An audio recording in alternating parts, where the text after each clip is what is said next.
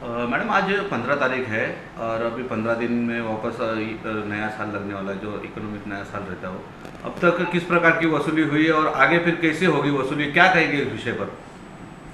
जी, आज 15 तारीख है, 15 मार्च, और 31 मार्च जो है वो हमारा फाइनेंशियल ईयर एंड होता है। तो अभी सिर्फ 15 दिन बचे हैं, जैसे आपने भी कहा। और अनफॉर्चुनेटली हमारा टैक्स वसूली भी बहुत लो है। हमारा 100 करोड़ का टारगेट था पहले से ही, जब से मैं ज्वाइन हो गई थी तब से।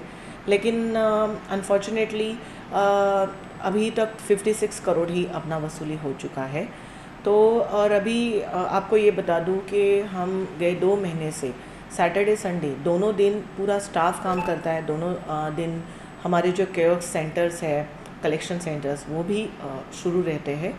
लेकिन अभी ये सैटरडे संडे मुझे एक्सपीरियंस हुआ कि शायद उल्लासनगर की जनता को शायद लगता होगा कि छुट्टी का दिन है, ऑफिस बंद है, तो वसूली के लिए कोई नहीं रहेगा। मतलब वो अगर उनको भरना है टैक्स तो वो आएंगे तो उनको क्लोज़ मिलेगा। तो मैं आज उल्लासनगर की सभी जनता को एक नम्र विनंती करना चाहती हूँ, निवेदन है मेरा, आह्वान है मेरा कि सैटरडे संडे छुट्टी के दिन भी अपना केओस सेंटर और जो हमारे वसूली स्टाफ है वो भी बाहर घूम रहे हैं कलेक्शन के लिए, और वो आपके पास भी आ जाएंगे।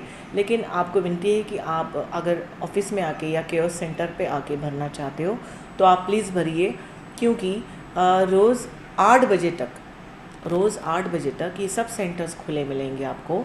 और सिर्फ एक दिन 18 तारीख है, 18 तारीख को जो होली का दिन होता है, तो 18 तारीख को 18 मार्च सिर्फ एक दिन के लिए हम बंद रहेंगे कलेक्शन सेंटर्स, क्योंकि आपको भी पता है कलर होली है, तो जनरली हम बाहर नहीं निकलते या क्लोज़ रखेंगे।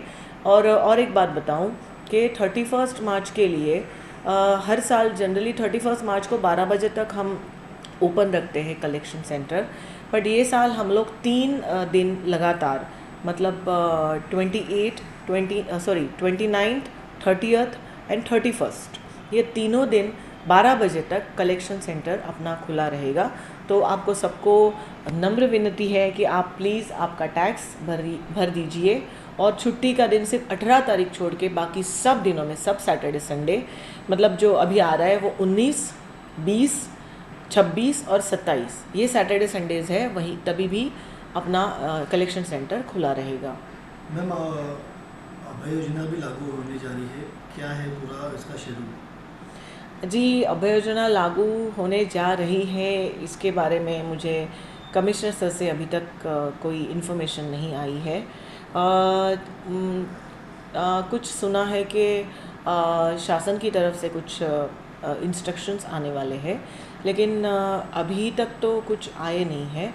और जो भी इंस्ट्रक्शंस आएंगे उसके ऊपर रिस्पेक्टेड कमिश्नर सर जो भी डिसीजन लेंगे या जो भी आदेश करेंगे उसका पालन किया जाएगा।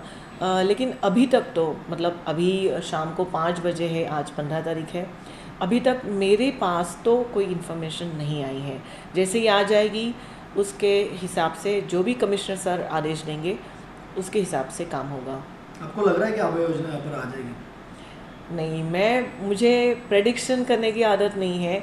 ये अभी अगर कहाँ जा रहा है तो शायद हो सकता है या हो नहीं सकता है, बट जब तक कुछ लेटर या कुछ इंस्ट्रक्शंस शासन से नहीं आते हैं तब तक मुझे लगता है कि इस पर टिप्पणी करना गलत बात होगी। मैम, इसलिए अपने जो करदाता है वो संभ्रम में है कि अभय योजना आएगी तब हम जो कर या टैक्स वो पे करेंगे। पर अभी तुम बोले कि हम 24 से, मतलब ये शेड्यूल आपको चालू हो गया? जी, मैं समझ गई आपको क्या कहना है। एक्चुअली ये दिक्कत हमें भी हो रही है, और आज ही नहीं, जब से अभय योजना का ठहराव हुआ था, रेजोल्यूशन हुआ था जनरल बॉडी में, उसके 15 दिन पहले से ही ये लोगों में न्यूज़ थी कि ये धारणा थी कि अभय योजना आने वाली है। और उसकी वजह से जब भी हमारा स्टाफ कलेक्शन के लिए जाता है या रिक्वेस्ट करता है कि आप आके भर दीजिए, तब यही बोलते हैं लोग कि अभय योजना आएगी तब भरेंगे, अभय योजना आएगी तब भरेंगे। अभी ये गए 3 महीने से ये चल रहा है, और उसी का परिणाम है कि हमारा टैक्स जो वसूली है आज ये हालत में है या कम है। क्योंकि मैंने खुद एक्सपीरियंस किया है कि लोगों को अभी भी लगता है अभय योजना आएगी, और अभय योजना की वेट में वो टैक्स नहीं भर रहे हैं। अभी इसमें मैं किसी को किसी के लिए कुछ बोल नहीं सकती हूँ, बिकॉज़ हम खुद बोल रहे हैं, इसलिए मैंने खुद भी बाइट दी सब लोगों को 2-3 महीने पहले कि अभय योजना नहीं आएगी। लेकिन बाद में ये ठहराव हुआ तो लोगों को लगा कि ठहराव सर्वसम्मत से हुआ है तो आनी चाहिए। फिर भी नहीं आई, ठहराव विखंडन के लिए भेजा गया प्रशासन की ओर से। फिर भी उनके मन में आशा जगाई गई कि अभय योजना आएगी। अभी एक बात मैं बता दूं कि देखो, कॉरपोरेशन का कामकाज जो है वो 2 पहिए पे चलता है।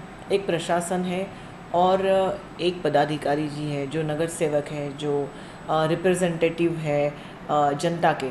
तो ये 2 पहिए से अपनी नाव चलती है या कॉरपोरेशन चलता है। तो अभी कुछ लोगों ने ये भी गलतफहमियां घुमानी शुरू कर दी है कि प्रशासन हावी हो रहा है नगर सेवकों के या पॉलिटिशियंस पे। तो ये भी एक गलत बात है। आप समझिए, प्रशासन जो एक्ट है उसके हिसाब से काम करता है, नहीं तो फिर प्रशासन नहीं होता, सिर्फ पदाधिकारी होते, प्रशासन क्यों है? और अगर हमको हमारी चलानी है उनके ऊपर तो सिर्फ प्रशासन होता, फिर पदाधिकारी क्यों होते? 2 पहिए इसलिए है कि this is democratic country. Democracy के हिसाब से ये जो भी मेंबर्स हैं, नगर सेवक, सम्माननीय नगर सेवक है, ये चुने हुए लोग हैं लोगों में से। मतलब ये लोग हैं, पब्लिक है। पब्लिक ने चुनाव क्यों करते हैं? क्योंकि सबके सब पब्लिक तो 5-5.5 लाख जो अभी ऑफिशियल अपनी लोक संख्या, उतने मेंबर्स तो नहीं हो सकते। तो जितने पब्लिक है उसमें से चुनाव से ये आ जाते हैं नगर सेवक चुन के, और एक्चुअली उनके हाथ में सत्ता है, सवाल ही नहीं। एडमिनिस्ट्रेशन किस चीज़ के लिए है? एडमिनिस्ट्रेशन इसलिए है कि आप एक्ट के हिसाब से काम करो, एक्ट में कौन से नियम हैं उसके हिसाब से काम करो। तो उसी हिसाब से हम काम कर रहे।